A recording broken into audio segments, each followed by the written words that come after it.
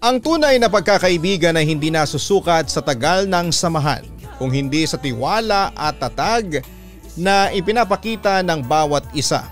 Pero paano kung ang matagal na pagkakaibigan ay mauwi sa biglang takutan? Mananatili ka bang bilang isang kaibigan?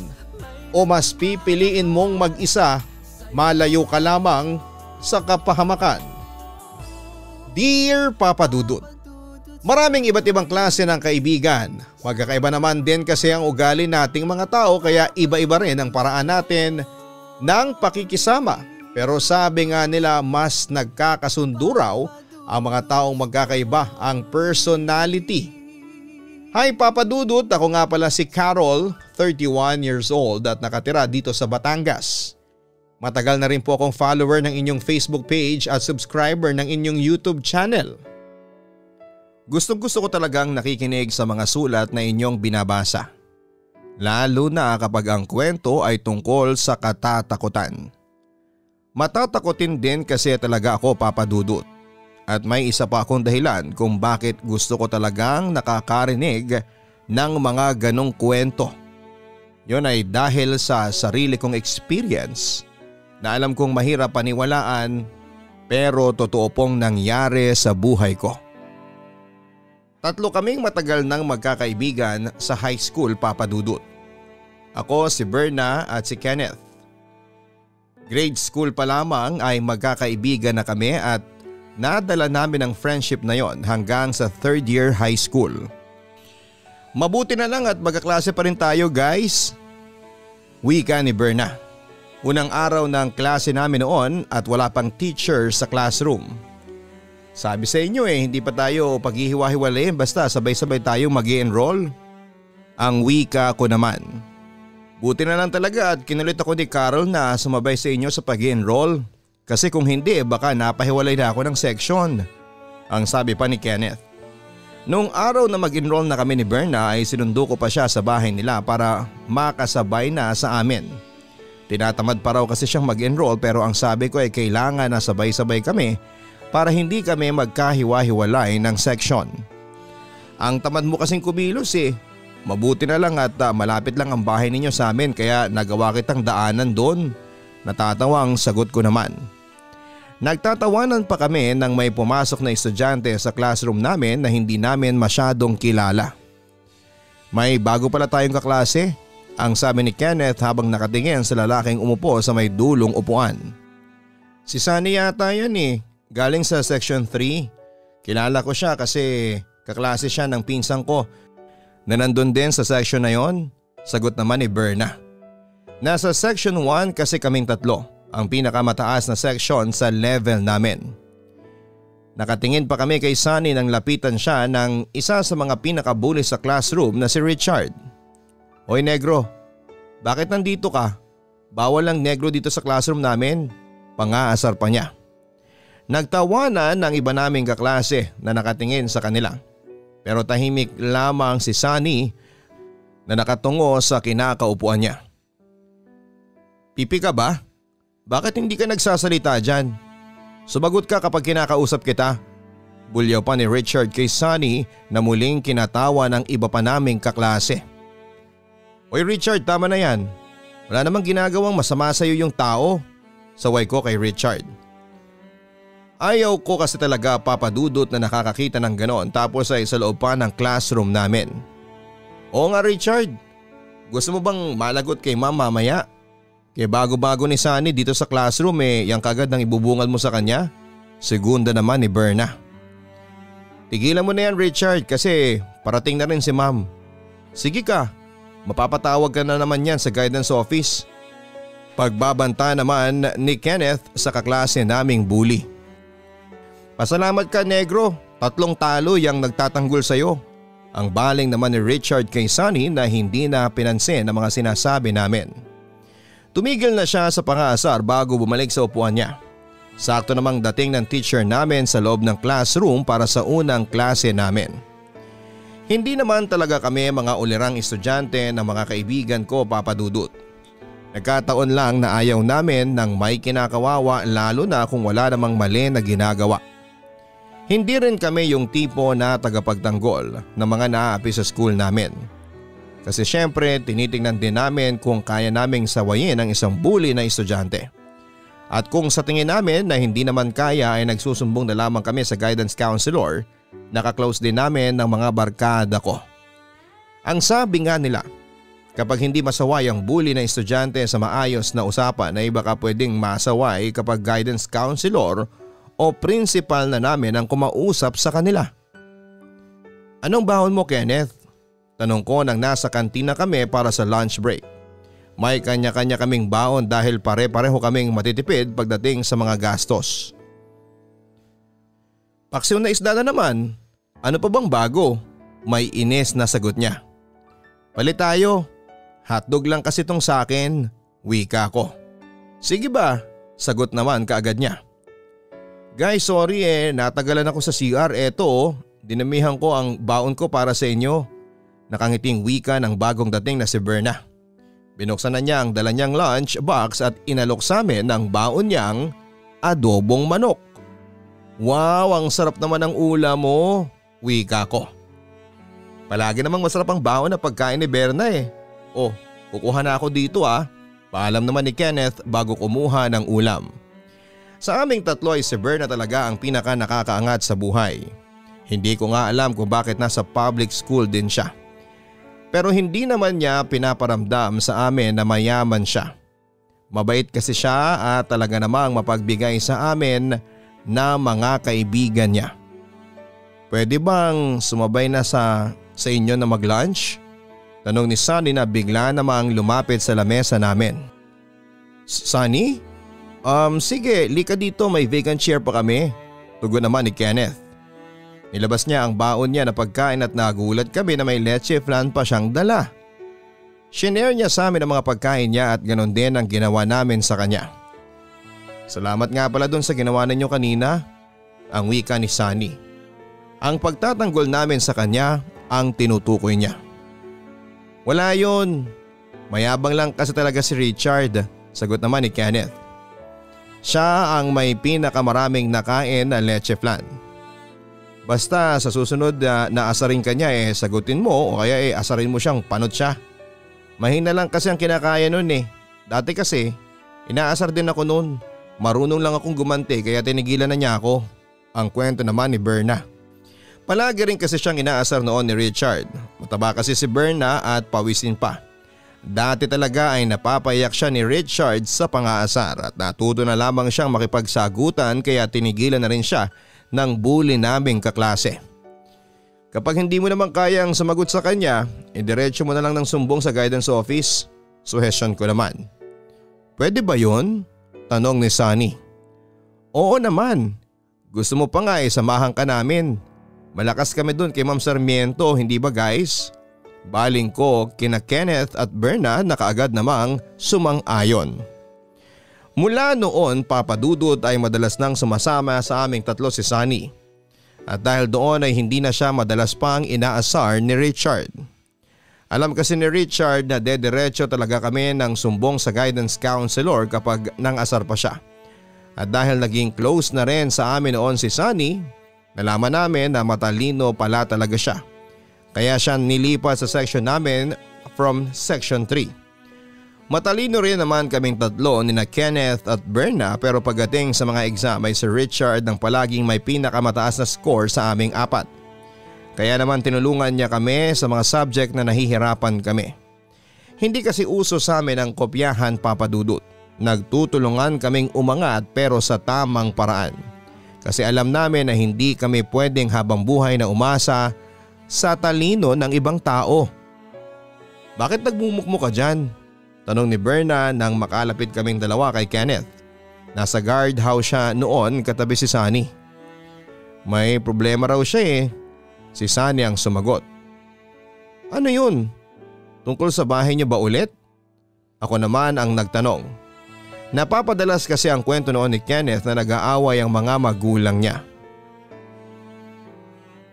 Naku, hindi tungkol sa bahay. Tungkol sa puso. Si Sunny ulit ang sumagot.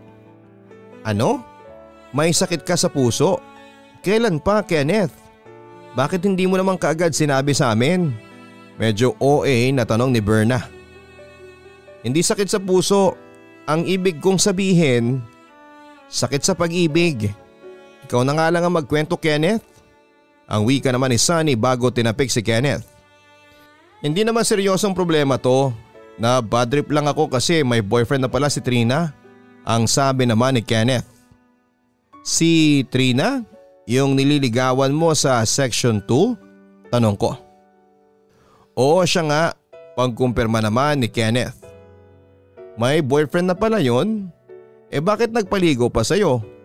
Inis na tanong naman ni Berna.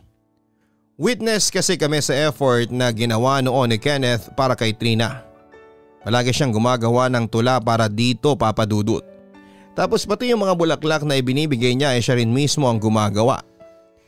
Kaya nga nagulat ako nang malamang ko yung tungkol doon sa boyfriend niya na nasa private school. Sana pala hindi na lang ako nag-effort na ligawan siya kung hindi talaga po pwede. Malungkot namang kwento ni Kenneth. Naku Kenneth, hayaan mo na yung babae na yon. Hindi naman siya maganda. Wika ako para mapagaan ang loob ng kaibigan namin. Oo nga, sangayon ako sa sinabi ni Carol. Maputi lang yung si Trina pero pango naman sa malaki ang mata. Dagdag pa ni Berna. Saka ang narinig ko pa dun ay sa mga dati kong kaklase, may body odor daw siya. Ang singit naman ni Sunny. Hala hindi nga, totoo ba yon? Natatawa at gulat na tanong ko. Hindi ko alam narinig ko lang din yon. Natatawa namang sagot ni Sunny kaya bumalik ang tingin namin kay Kenneth. Oo na medyo totoo yun pero hindi naman ganun kalakas. Natatawa namang pag-amin ni Kenneth. Grabe, buti talaga at nalaman mo na ang totoong amoy kulay niya bago ka patuluyang magsisi sa huli. Ang sabi ko naman na dahilan para magtawanan kaming apat. Ganon ang naging setup naming magkakaibigan, Papa Dudut. Kapag may problema ang isa sa amin ay dumadamay ang tatlo. Hilahan pataas, damayan sa kalungkutan.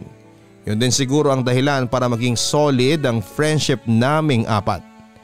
At isa talaga sa hindi ko makakalimutang moment namin ay yung gabi ng acquaintance party sa school namin. Ang baho naman dito sa classroom na to. Reklamo ni Berna nang pumasok kami sa classroom sa isang ginagawang building sa school namin. Wala pa kasing nagkaklase dito kaya medyo maamoy talaga, sagot ko naman. Acquaintance party na namin noon at sa halip na nakikipag-party kami sa schoolmate namin, nandun kami sa isang building na alam naming hindi pinupuntahan ng mga teacher. O ilabas mo na yung dala mo Sunny, ang utos naman ni Kenneth. Nilabas naman ni Sunny ang isang malaking bote ng inumin mula sa bag niya. Nasa 1 liter bottle yon na may lamang kulay yelo na inumin. Kung pagmamasdan ay para lamang siyang soft drink. Pero nang buksan na ni Kenneth ang bote ay umalingasaw sa loob ng classroom. Ang mapait na amoy noon. Sarado kasi ang pinto at bintana kaya kulob talaga ang amoy sa loob.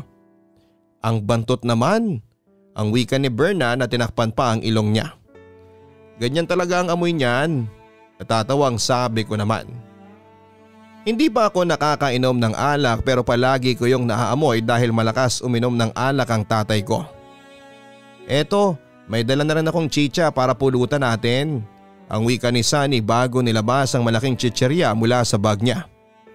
Ayos Boy Scout ka talaga Sunny. Ang puri naman ni Kenneth. Tuwang-tuwa kami kay Sunny kasi may dala pa siya noong plastic na baso na tagayan namin. Grabe ang pakla naman ito. Reklamo ni Berna. At sabay-sabay naman kaming nagtawanan ni na Kenneth at Sunny dahil sa pangit na mukha niya pagkatapos makatikim ng isang lagok ng alak. Ganon din yata ang naging itsura ko nang sa akin na tumapat ang tagay. Halos masuka-suka ako sa lasa noon. Mabuti na lang at medyo malamig pa ang dalang alak ni Sunny kasi siguradong mas mapait ang lasa kung hindi yon malamig. Umikot na ang tagay sa aming apat habang may malaking chicherya sa gitna namin. Nagpalitan din kami ng mga kwentong katatakutan, drama at katatawanan. Hanggang sa hindi na namin napansin na nakatulog na pala kami sa kalasingan naming apat. Mabuti na lang talaga at walang guard o teacher ang pumasok sa building na yon. Kung hindi ay sigurado kami na maghaharap-harap kami sa guidance office kasama ang mga magulang namin. Iyon ang first time naming apat na tumikim ng alak at malasing, Papa Dudut. Grabe, ang sakit pala talaga sa ulo gawin yon, pati na ang tinatawag nilang hangover. Pero ang saya noong naging bonding at kwentuhan naming apat. Lalo na yung dramahan namin kasi nag-iiyakan pa kaming apat noon habang nagkikwento ng tungkol sa kanya-kanya naming problema sa buhay. Doon ko naramdaman na ang swerte ko pala sa mga kaibigan ko. Ang swerte ko na nakilala ko sila at naging parte sila ng buhay ko. Ang third year high school na rin siguro ang masasabi ko na isa sa mga pinakamasayang experience ko sa high school, Papa Dudut. At alam ko na ganun din ang mga kaibigan ko. Ang dami pa kasi naming first time na nagawa noon. First time naming sumubok na magyosi, magkating classes para manood ng sine o kaya ay tumambay sa May Plaza. Marami pa kaming mga kalokohang ginawa na hindi ko nababanggitin pa kasi medyo nakakahiya na yung iba. Hindi ko naman sinasabi na bad influence kami para sa isa't isa, Papa Dudut. Siguro alam lang din namin ang limitations namin at hindi kami lumalampas doon. Basta ang masasabi ko lang ay palagi akong masaya na kasama ko ang mga kaibigan ko. Oy Carol, kumusta na ang summer vacation? Masayang bati sa akin ni Sunny nang nakapasok siya sa classroom at ako pa lang ang naabutan niya doon. Unang araw ng klase namin para sa 4th year. Ayun, mabuti naman. Sa bahay lang din naman kami kasi wala kaming masyadong pinupuntahan ng mga magulang ko kapag bakasyon. Sagot ko. Dumating na rin noon si Kenneth at kami naman ang nagkumustahan. Hindi pa kasi uso noon ng cellphone, Papa Dudut, kaya wala talaga kaming komunikasyon sa buong bakasyon. At doon talaga namin na-miss ang isa't isa. Si Berna ang huling dumating sa classroom at nagulat kami sa itsura niya. Berna, anong nangyari sa mukha mo? Tanong ko. Namumula kasi ang magkabilang pisngi ni Berna at kumpul-kumpul din ang mga tagyawat nito. Maputi pa naman ang kutis niya kaya naman kitang-kita talaga ang malalaking tigidig sa mukha niya. Oo nga Berna, bakit ang dami mong tagyawat ngayon sa mukha? Tanong din ni Sunny. Ewan ko nga naiinis na ako kasi ayaw nilang mawala kahit na anong sabon pa ang gamitin ko. Malungkot na sagot naman ni Berna. Grabe, alam mo bang mukha kang rambutan ngayon? Ay mali pala, mukha kang rambutan na tinubuan ng kaunting mukha. Ang wika naman ni Kenneth na sinundan ng malalakas na tawa. Kung mukhang rambutan ako, mukha ka namang kawayan na malapit nang liparin ng hangin dahil dyan sa katawan mo. Akala mo ba nakakatuwa ka? Hindi no, ang aga-aga ang baho ng salitang lumalabas dyan sa bibig mo. Halaka, nagalit sa'yo si Berna. Ang wika naman ni Sunny. Nagbibiro lang naman ako ang bilis naman niyang mapikon. Sagot naman ni Kenneth at baka sa boses niya ang guilt na nararamdaman niya. Nag-decide kami na sundan si Berna. Since maaga pa naman na mga oras na yon ay nakita namin siya sa kantin na umiiyak habang kumakain ng tinapay. Stress reliever niya kasi talaga ang pagkain. Oy sorry na, nagbibiro lang naman ako wag ka nang umiyak. Ang wika ni Kenneth nang malapitan namin si Berna. Nakakainis ka kasi. Naiinis na nga ako sa mga tagyawat ko tapos mga asar ka pa ng ganon.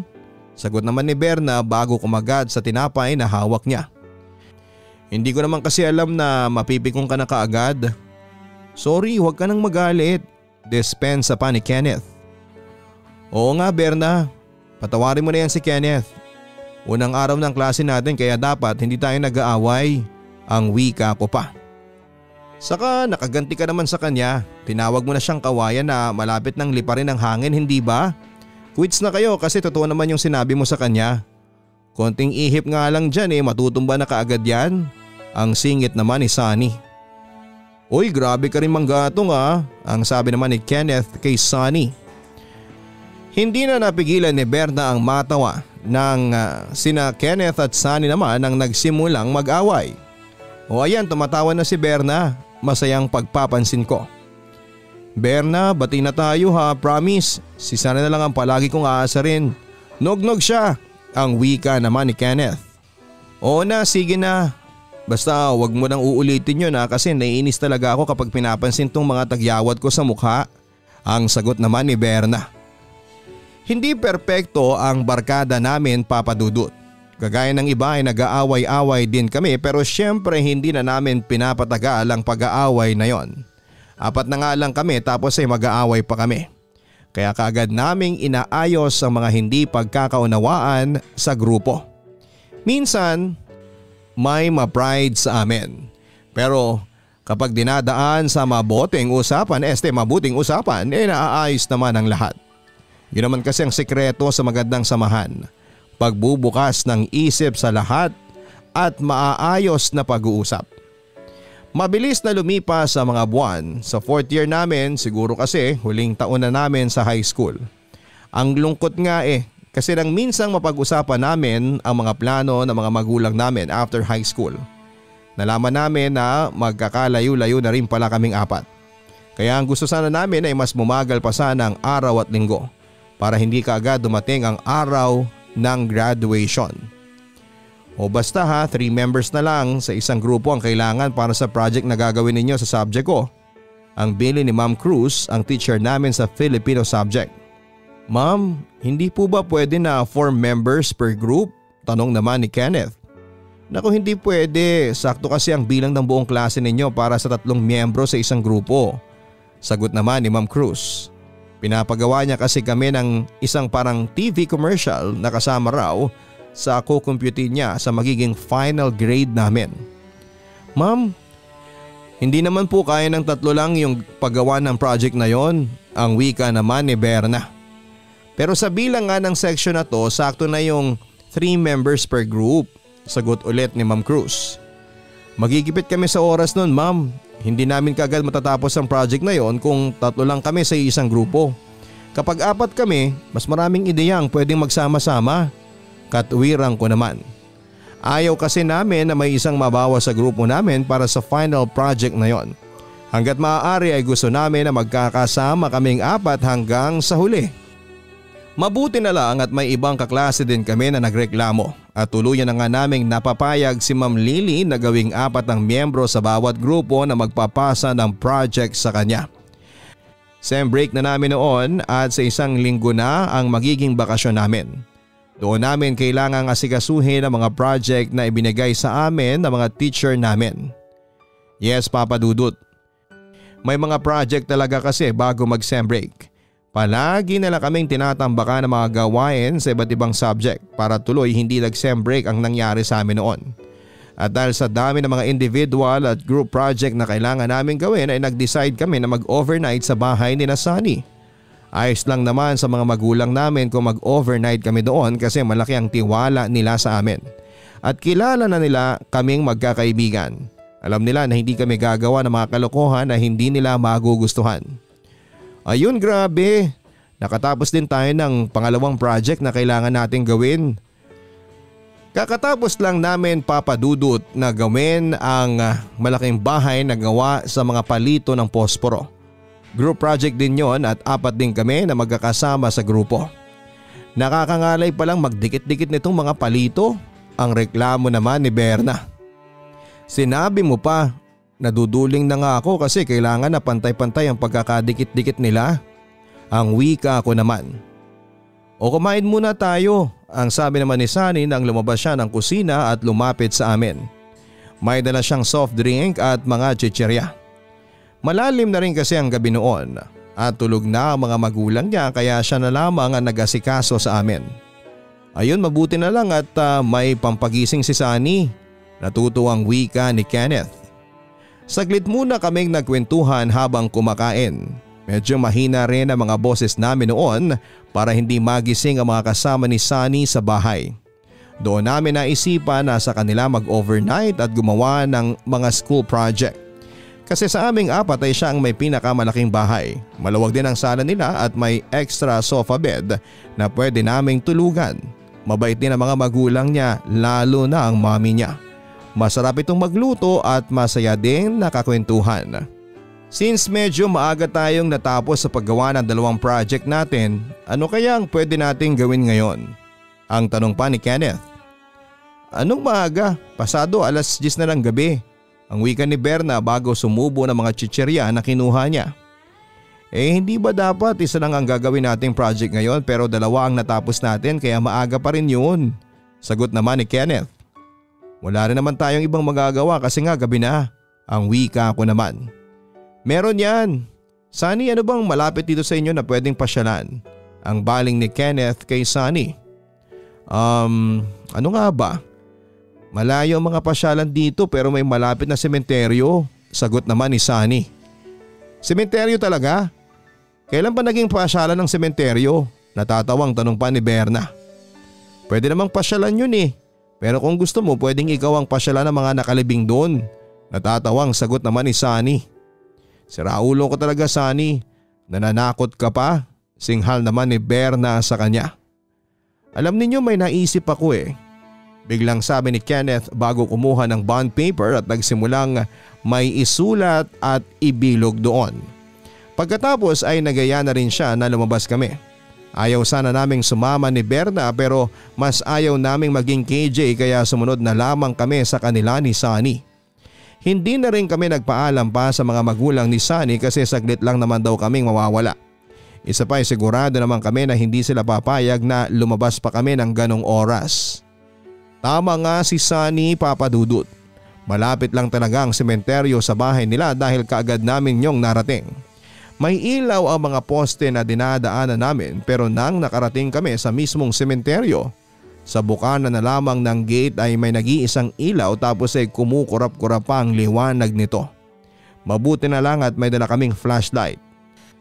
Tinulak na namin ang kalawanging gate at lumikha yon ng munting ingay at para bang matagal nang walang pumapasok sa sementeryo na yon. Uy, bakit ba kasi tayo nandito? Medyo kinakabahang tanong ko na. Magkakasunod kaming naglakad noon papasok. Sa unahan si Kenneth na may hawak na lente. Sumunod naman si Berna, nasa likod naman niya ako tapos ay nasa dulo si Sunny. Basta hahanap lang tayo ng thrill dito sa sementeryo. Sagot naman ni Kenneth. Ang dami-dami nating pwedeng hanapin na thrill sa sementeryo pa talaga. Ang wika naman ni Berna na nakakapit sa likod ni Kenneth. Dapat pala hindi ko na sinuggest tong sementeryo. Malay ko ba na tututuhanin ni Kenneth na pupunta talaga tayo dito? Bakas na rin sa boses ni Sunny ang takot. Nagpatuloy pa kami sa paglalakad noon habang nag-uusap. Uy Kenneth, ang layo na natin dun sa labasan. Ang reklamo pa ni Berna. O sige na nga, dito na lang tayo. Sagot naman ni Kenneth. Tumigil kami sa isang malapit na nicho na parang sinasadyang pagdikitin para sa ilang tao na nakalibing doon. Ibinaba ni Kenneth ang hawak niyang lente sa ibabaw ng nicho bago nilabas ang isang papel. Ano yan? Tanong ko.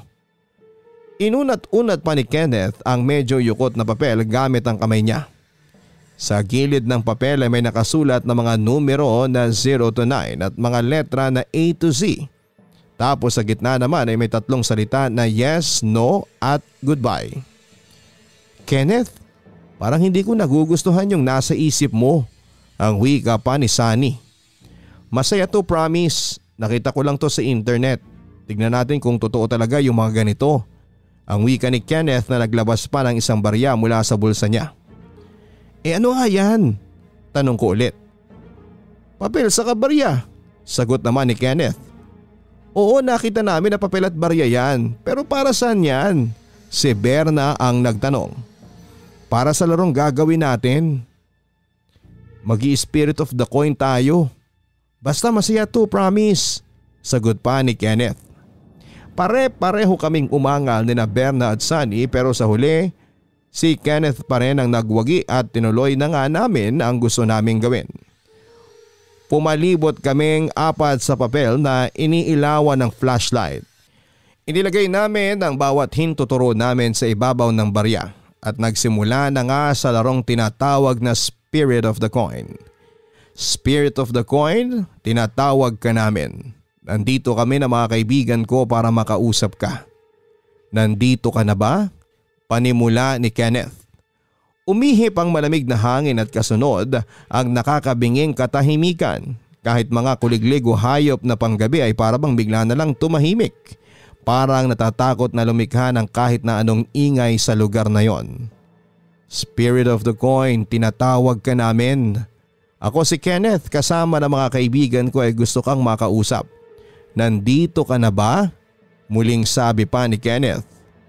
Hindi gumalaw ang barya. Wala pa ring sumunod na ingay sa paligid. Ang bawat isa sa amin ay nakikiramdam. Kung sino man ang spiritong nasa sementeryo na ito, tinatawag ka namin. Pumasok ka sa baryang ito at pagalawin kung kasama ka namin ngayon. Ang wika pa ni Kenneth. Wala naman ata eh. Itigil na nga natin to. Reklamo pa ni Berna. Teka guys, parang gumagalaw na yung barya. Nauutal ng wika ko. Nakatitig kasi ako sa barya at nakita ko na medyo gumagalaw yon. Putik, gumagalaw nga. Oh, may nagpapagalaw sa inyo? Bulalas ni Sunny na nagkanya-kanya kami ng tanggihan na kami ang nagpapagalaw sa barya. Teka lang, magko-concentrate ulit tayo. Spirit of the coin, kung sino man ang kaluluwang nasa paligid namin ngayon. Pumasok ka sa baryang ito at kausapin mo kami. Paggalawin mo ang barya kung kasama ka namin ngayon. Again, nandiyan ka na ba? Seryosong wika ni Kenneth. Kasunod ng pagyakap ng malamig na hangin sa buong katawan ko ay ang dahan-dahang paggalaw ng barya. Pumunta yon sa salitang yes. Napamura pa si Sunny samantalang si Berna ay gusto nang alisin ang daliri sa barya pero kaagad na pinigilan ni Kenneth. Nagpatuloy siya sa pagtatanong. Anong pangalan mo? Tanong ni Kenneth. Umihip ang hangin pero nakakabinging katahimikan pa rin ang muling nangibabaw sa paligid. Para nga bang biglang tumahimik ang mga kuliglig na kanina lang ay kasama naming nag-iingay sa loob ng sementeryo. Maari kayang pati sila ay natatakot din sa ginagawa namin sa ngayon. Muling gumalaw ang barya. Pumunta sa iba't ibang letra hanggang sa nakabuo ng pangalang Anastasia. Paano ka namatay? Nauutal na tanong ni Sunny. Muling gumalaw ang barya. Marami itong letrang pinuntahan hanggang sa makabuo ng salitang pinatay nila ako. Magtatanong pa sana si Sunny nang muling gumalaw ang barya. Tulungan niyo ako. Wika ko sa nabuong salita ng barya. Paano ka namin matutulungan? Si Berna ang nagtanong sa kabila ng nanginginig na boses. Samahan niyo ako dito sa impyerno. Muling basa ko sa nabuong mga salita. Uy guys, ayoko na dito, kinikilabutan na talaga ako. Nahihintakutang sabi ni Berna. Teka, gumagalaw ulit yung barya. Ang wika ni Kenneth. Samahan niyo akong mamatay. Basa ko sa nabuong mga salita. Ay naku, ayoko na talaga. Bulalas ni Berna na bumitaw na sa barya. Uy, bakit ka umalis sa barya? Tanong ni Sunny. Natatakot na talaga ako eh. Bahala na kayo dyan. Sagot naman ni Berna.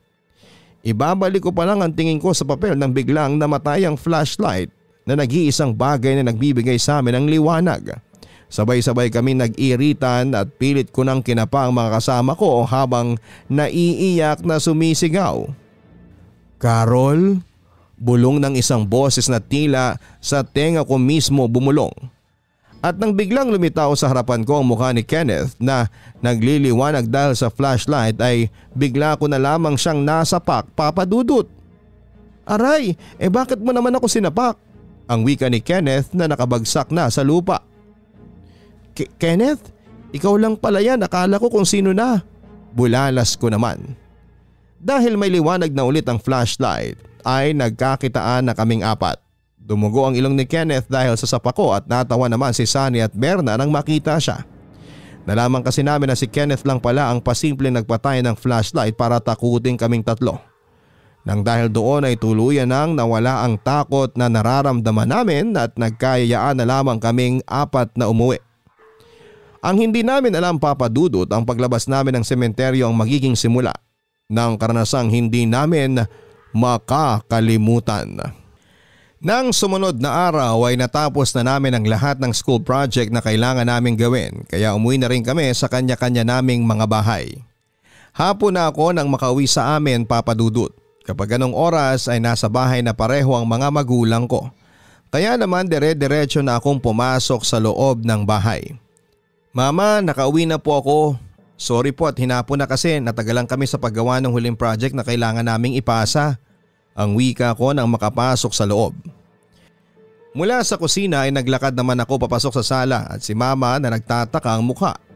Anong hinapon kanina ka pang nakauwi hindi ba? Nagtatakang tanong ni Mama. Po, usal ko. Lumabas ka ba ulit, Carol? Bakit hindi ka man lang nagpaalam sa akin kanina?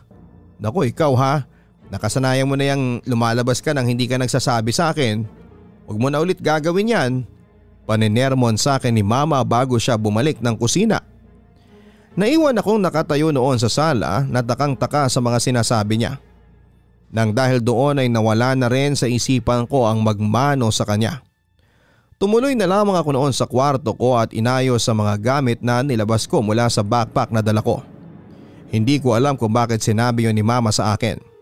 Kakauwi ko lang naman talaga pero bakit parang sinasabi niya na kanina pa raw niya akong nakitang umuwi.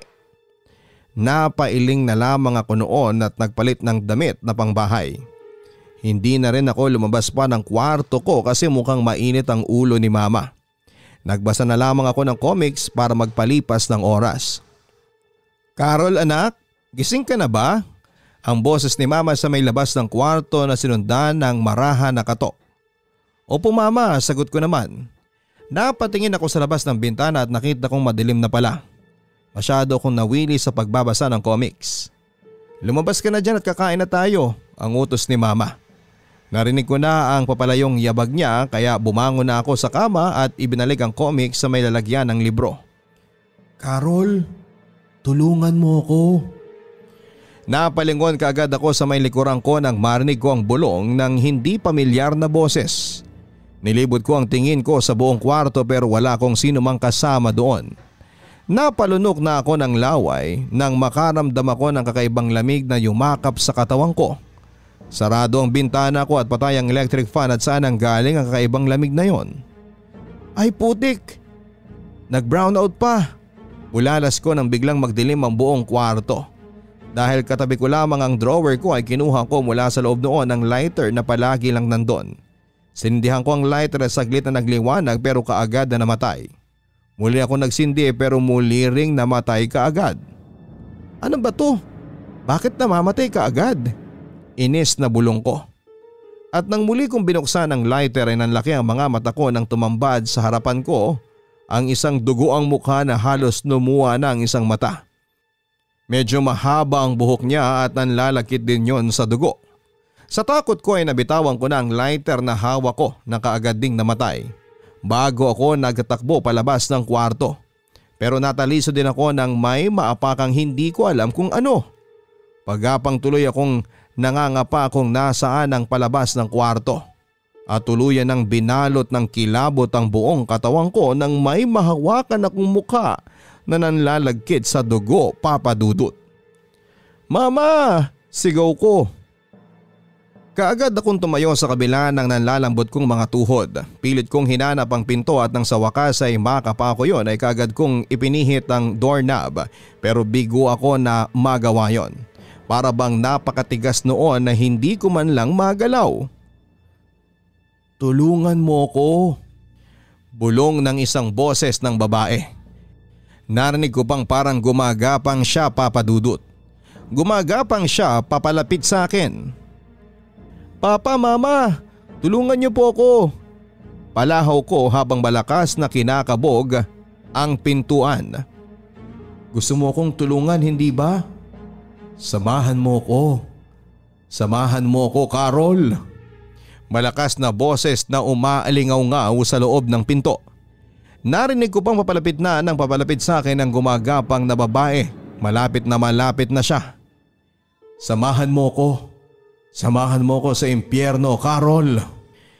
Isang napakalamig na kamay ang naramdaman ko sa may paa ko kasunod ang biglang pagbukas ng pinto.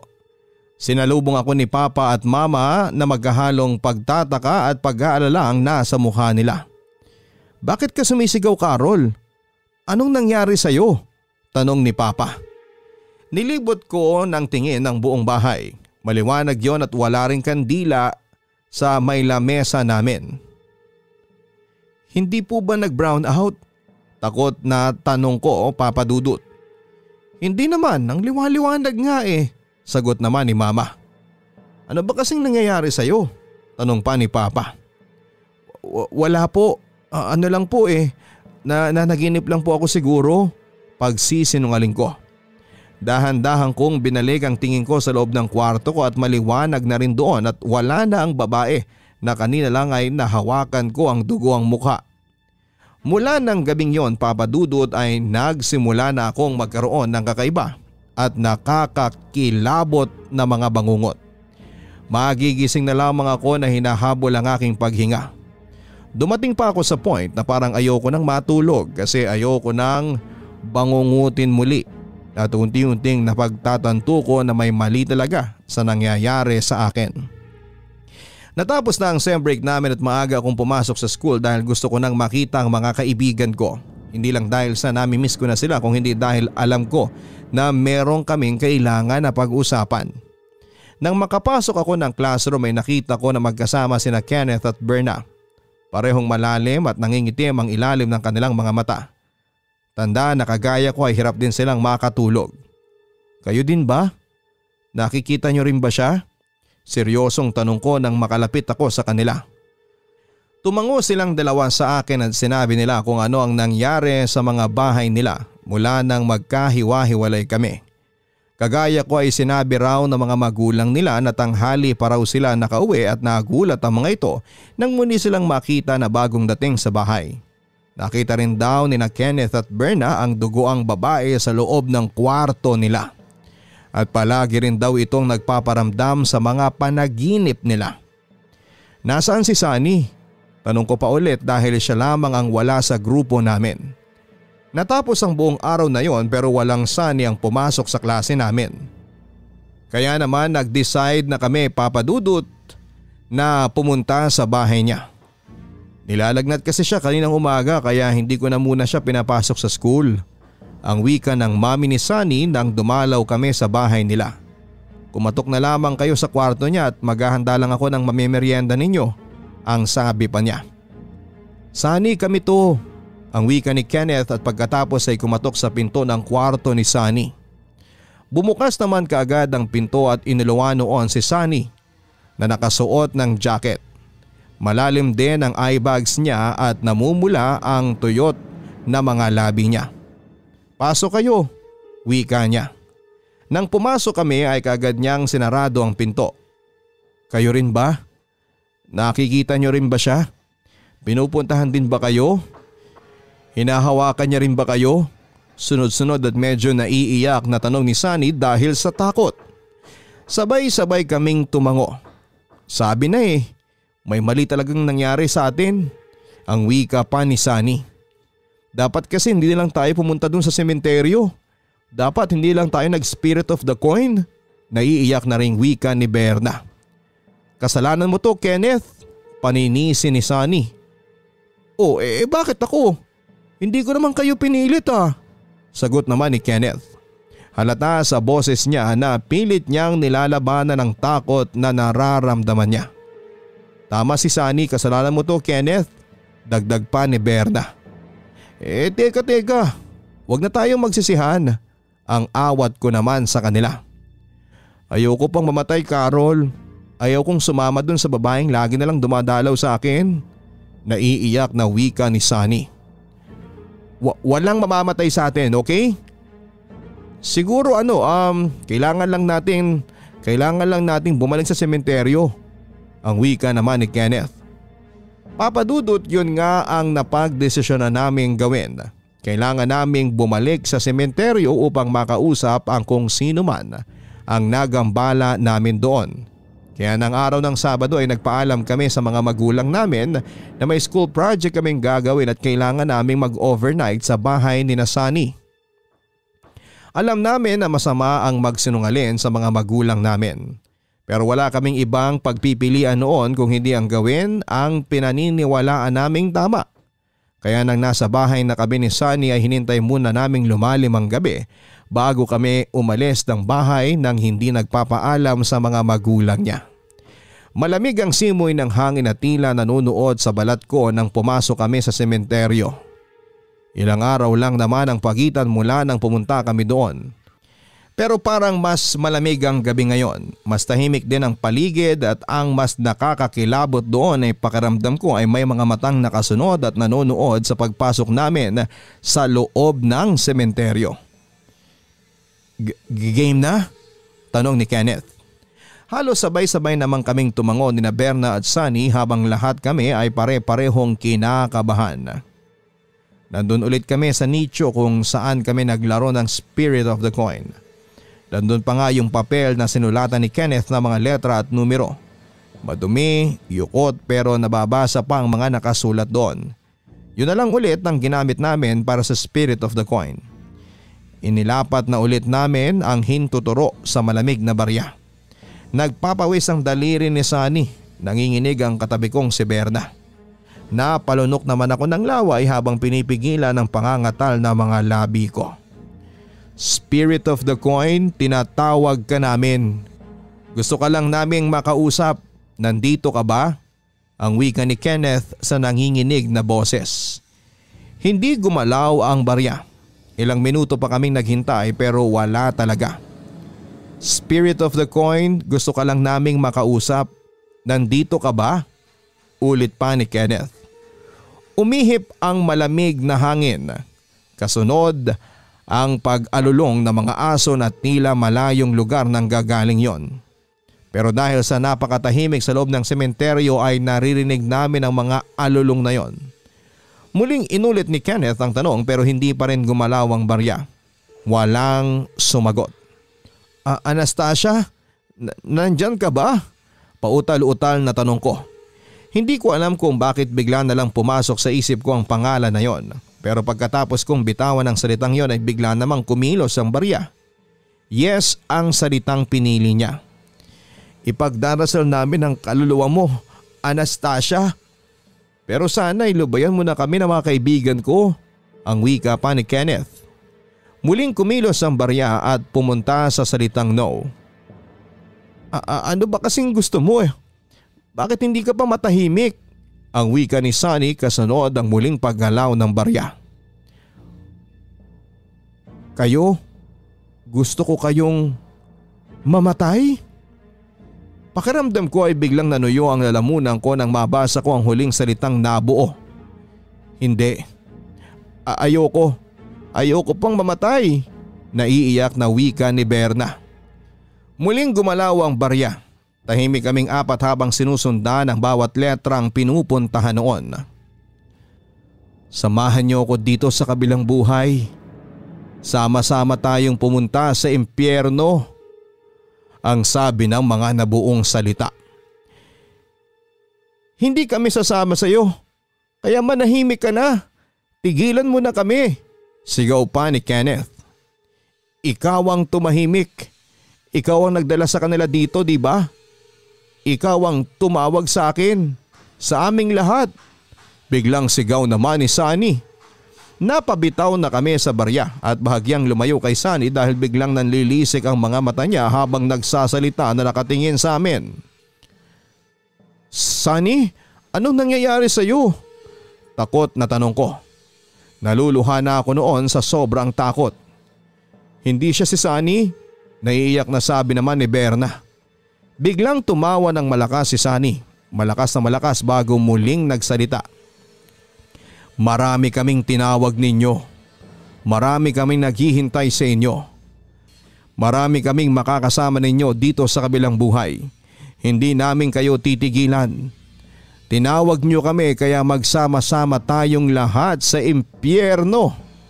Sigaw pa ni Sunny kasunod ang malakas na mga halakhak. Sunny, lumaban ka. Huwag kang magpapatalo sa kanya. Sigaw ni Kenneth na nanginginig ang boses. Wala na si Sunny. Wala na ang kaibigan ninyo. At kagaya niya ay makakasama ko rin kayo sa impyerno. Magdasal tayo guys, magdasal tayo. Sigaw ko. Sabay-sabay kaming umiyak na nagdasal nina Kenneth at Berna pero tinawanan lang kami ni Sunny. Minura kasunod ang masasakit na salita tungkol sa amin. Hindi kami huminto sa pagdarasal hanggang sa bigla na lang bumagsak si Sunny sa lupa at tila nangingisay. Doon namin siya nagawang nilapitan. Tinapik-tapik ang mukha at nang tuluyan na siyang nawala ng malay ay kaagad namin siyang inuwi sa bahay niya. Kinatok namin ang kwarto ng mga magulang ni Sunny at humingi kami ng tulong sa kanila. Pati sila ay gulat na gulat nang makitang umiiyak kaming tatlo nina Berna at Kenneth. Pati na ang putikan at walang malay na anak nila. Kaagad siyang sinugod sa ospital at naiwan naman kami sa bahay pero tinawagan ng mami ni Sunny ang mga magulang namin. Papadudod sa awa ng Diyos ay naging maayos naman ang lagay ni Sunny sa ospital at sinabi ng doktor na nawalan lang talaga siya ng malay. Sobrang laki ng pasasalamat namin noon dahil akala namin ay may mangyayari ng masama sa kanya. Doon na kami umamin sa mga magulang namin ng totoong nangyari. Pati na ang pagsisinungaling namin tungkol sa school project na kailangan namin gawin. Sinabi namin ang ginawa namin sa sementeryo at ang tungkol sa multong nagparamdam sa amin. Nagkasundo ang mga magulang namin na pabasbasan kaming 4 sa pare. Naulit pa yon ng ilang beses hanggang sa tuluyan na naming hindi naramdaman si Anastasia. Nakarating sa school namin ang nangyari, papadudot, at pinatawag kami sa principal's office. 2 buwan na lamang bago ang graduation at muntik na kaming hindi makasama sa mga magmamarcha at magtatapos na estudyante. Mabuti na lamang at napakiusapan namin ang principal namin na patawarin kami sa nagawa naming kasalanan. At bilang parusa sa 2 buwan na nalalabi namin sa school ay palagi kami naglilinis ng classroom namin. Tinanggap namin ang parusa na yon at nakagraduate naman kami ng high school. Papadudot, eto talaga ang naging isang karanasan ko sa buhay na hindi ko makakalimutan. Siguro nga ay malikot lamang ang imahinasyon ng mga kabataang kagaya ko noon.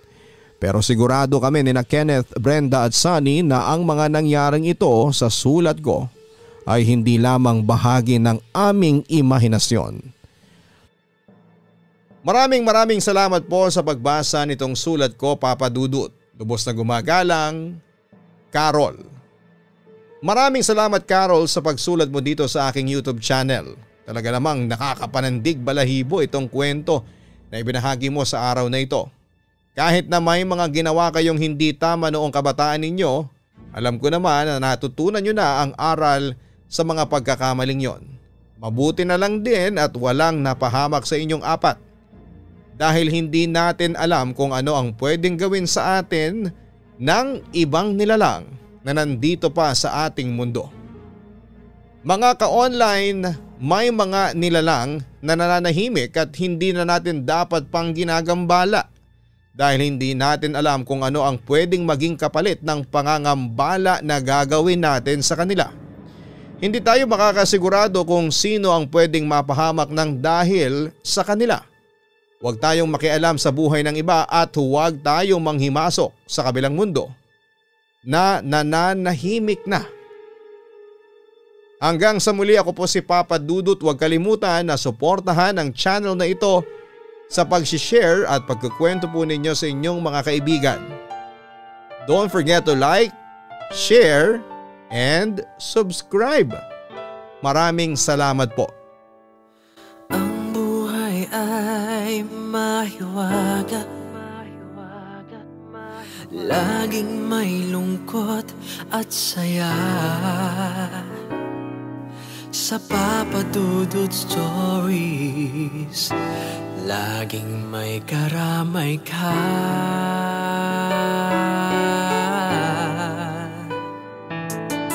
Mga problemang kaibigan, dito ay pakikinggan ka. Sa Papa Dudut Stories, kami ay iyong kasama. Dito sa Papa Dudut Stories, ikaw ay hindi nag-iisa.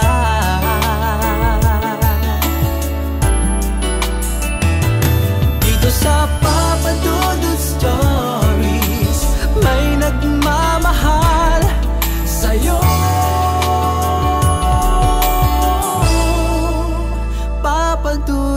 Stories.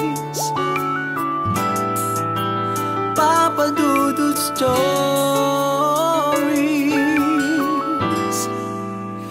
Papa Dudut Stories.